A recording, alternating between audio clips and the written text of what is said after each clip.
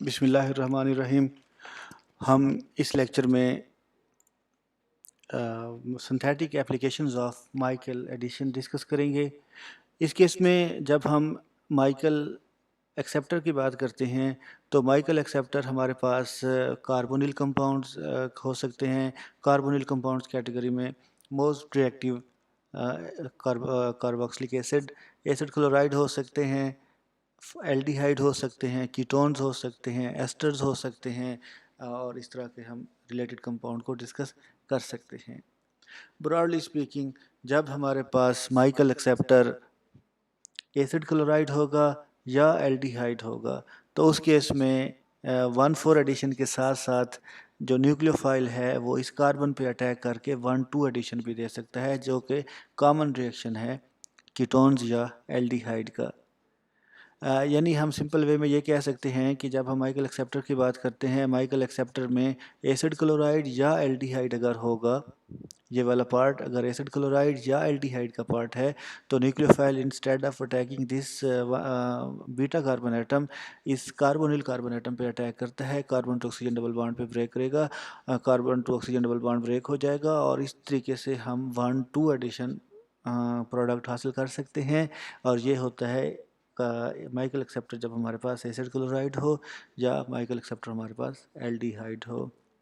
Similarly when we talk about Michael donor, यानी जो हम न्यूक्लियोफाइल इस पर अटैक कर रहा है माइकल डोनर, अगर वो नाइट्रोजन कंटेनिंग है, यानी वो एमाइड है, वो प्राइमरी अमीन्स सब्स्टिट्यूटेड अमीन्स हो सकता है, अगर नाइट्रोजन कंटेनिंग न्यूक्लियोफिलिक एटम है उसमें मौजूद है, तो वो इस बीटा कार्बन पे अटैक करने के साथ साथ इस कार्बोनिल कार्बन पे भी अटैक करेगा।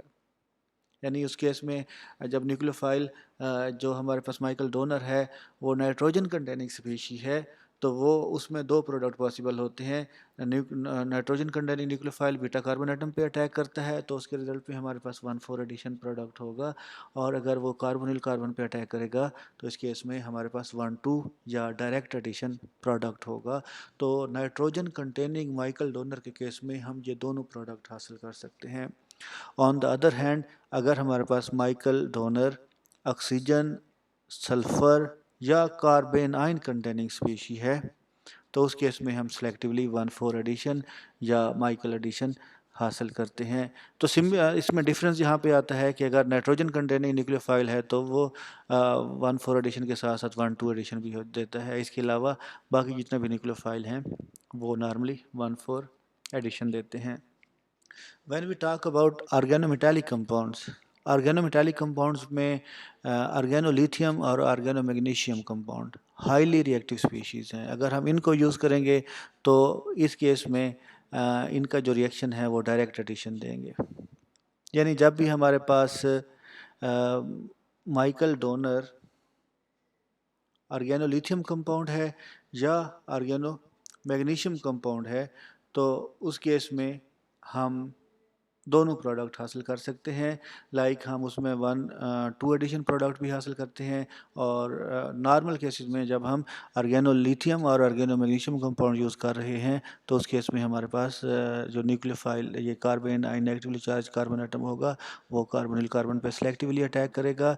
ये रिएक्शन ऑर्गेनोमैग्नीशियम के केस में भी यही होता है और ऑर्गेनोलिथियम के केस में भी यही होता है।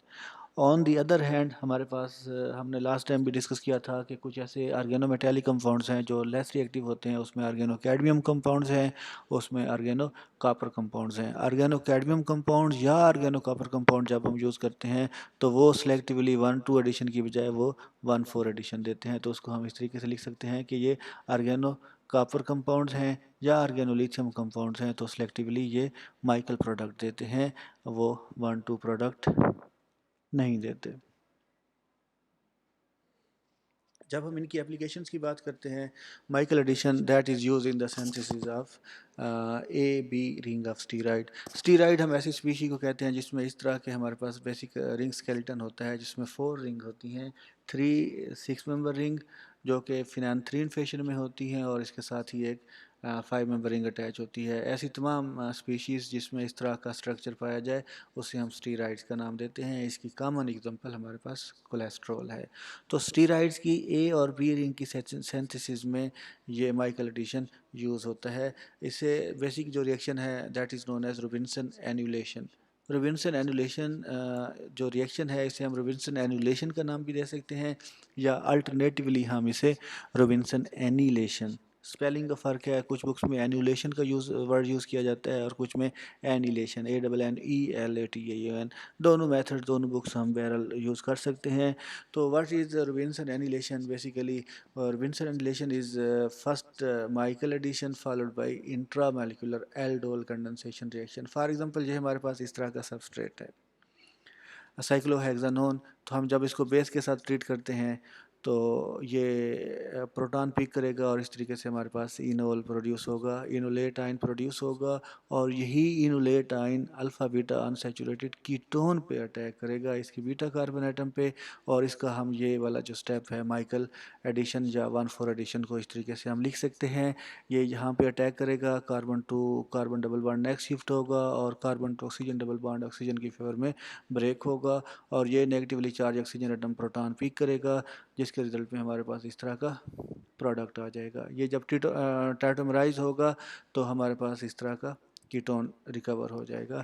अब जब हम इस प्रोडक्ट की बात करते हैं तो ये कीटोन फंक्शनैलिटी है, इसकी इस साइड पे अल्फ़ा कार्बन है, इस पे भी हाइड्रोजन मौजूद है और ये वाला अल्फ़ा कार्बन इस पे भी 3 हाइड्रोजन मौजूद हैं। अब ये वाली साइड जो है वो स्टेरिकली लेस हिंडर्ड साइड है, ये स्टेरिकली मोर हिंडर्ड साइड है। बेस यहाँ से प्रोटॉन पिक करेगा और यहाँ पे इसका इनोलेट आयन जनरेट कर देगा। हम जहाँ से प्रोटॉन की रिमूवल और इसके इनोलेट आयन की फॉर्मेशन को इस तरीके से लिख सकते हैं। जैसे ही ये इनोलेट आयन प्रोड्यूस होगा, इंट्रामोलिकुलरली ये इस कार्बोनिल कार्बन पे अटैक करेगा और carbon to oxygen double bond को ब्रेक कर देगा और इसे हम इंट्रामोलिकुलर एल्डोल कंडेंसेशन रिएक्शन का नाम दे सकते हैं। जब ये इसके साथ अटैक करेगा तो हमारे पास रिंग क्लोजर हो जाएगी, नेगेटिवली चार्ज ऑक्सीजन प्रोड्यूस होगा, ये प्रोटॉन पिक करेगा तो हमारे पास यहाँ पे OH प्रोड्यूस हो जाएगा। इस तरीके से हमारे पास ये 2 6 मेंबर रिंग प्रोड्यूस हो जाती हैं।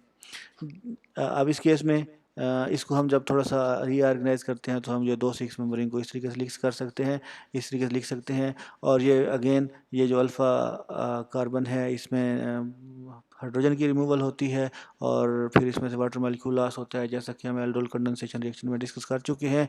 तो वाटर मॉलिक्यूल के लॉस होने से जहाँ पे कार्बन कार्बन डबल बॉन्ड आ जाएगा, तो बेसिकली यहाँ पे ये जो 2 रिंग्स प्रोड्यूस हो जाती हैं, these 2 rings are basically ring A and B of steroids. ये इसकी एक एप्लीकेशन है। ओवरऑल हम इसकी मल्टीपल इसकी एप्लीकेशंस को हम डिस्कस कर